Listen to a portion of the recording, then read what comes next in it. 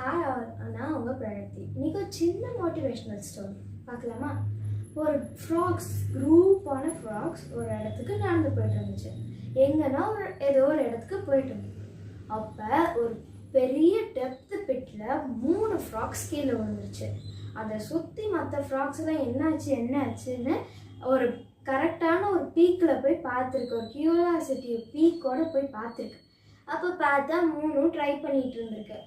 ஒன்று தோண்டுது, ஒன்று இப்படி மேலே ஏற ட்ரை பண்ணுது, ஒன்று அப்படியே நின்றுட்டு இருந்தது. ஸோ ஃபஸ்ட்டு ஒன் மேலே ஏறணும் அப்படின்னு சொல்லி ட்ரை பண்ணிகிட்டு இருந்துச்சு.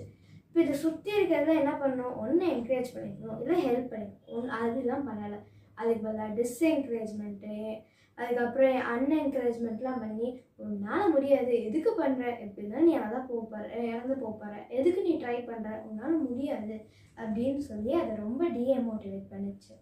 அதுவும் அதோட ஹோப்பை பாதி லைக் 50% அதை லூஸ் பண்ணிடுச்சு.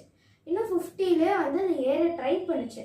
அப்பயும் இவங்கெல்லாம் ஒரு பீக்கில் கத்தவும் இதால் முடியாமல் ஓவர் திங்க் பண்ணி அது பிரெயின் கொலாப்ஸ் ஆகி அது அந்த இடத்துல அதோட லைஃப்பை பாஸ் பண்ணிடுச்சு. ஸோ அதே தான் செகண்ட். ஆனால் செகண்ட் நல்லா ட்ரை பண்ணி மேலே வந்துச்சு. ஆனால் அதே தப்பு தான் இதுவும் பண்ணுச்சு.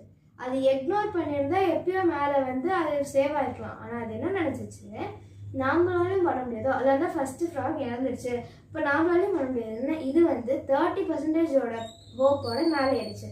நமக்கு ஹோப் எவ்வளோ இருந்தாலும் நம்ம மேலே ஏறிடலாம். ஆனால் இது அதை ஓவர் கம் பண்ண முடியாமல் டீமோட்டிவேட் ஆகிடுச்சு.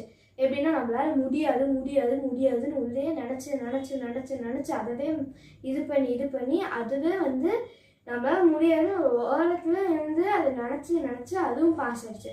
ஆனால் தேர்ட் ஃப்ராகு எல்லாத்தையும் இக்னோர் பண்ணிவிட்டு மேலே ஏறி அது எல்லாத்துக்கும் தேங்க்யூ ஃபார் என்கரேஜிங் மீ, நான் அவங்களால தான் மேலே வந்தேன் அப்படின்னு சொல்லிட்டு அது எங்கே போகணுமோ அந்த இடத்துக்கு கிளம்பிடுச்சு. இப்போ பின்னாடி ஒரு ரொம்ப வயசான ஃப்ராக் சொல்லுது, அது லெஃப்ட்டு, அதுக்கு என்னன்னே தெரியாது, நீங்கள் கையில் காமிச்சதை அது நீங்கள் என்கரேஜ் பண்ணதாக நினச்சிட்டு அதனால் அது மேலே ஏறி வந்திருக்கு. நீங்கள் அதை நீங்கள் டீமோட்டிவேட் பண்ணாலும் அது மோட்டிவேட் பண்ண மாதிரி அது வந்துருச்சு அப்படின்னு சொல்லியிருக்காங்க. ஸோ அது மாரல் என்னென்னா, நாமளும் இந்த தேர்ட் ஃப்ராக் மாதிரி எல்லாத்தையும் இக்னோர் பண்ணிவிட்டு ஓவர் கம் பண்ணி நம்ம மேலே வந்துடணும். This is the moral of the story. Be happy and thanks for the universe for this.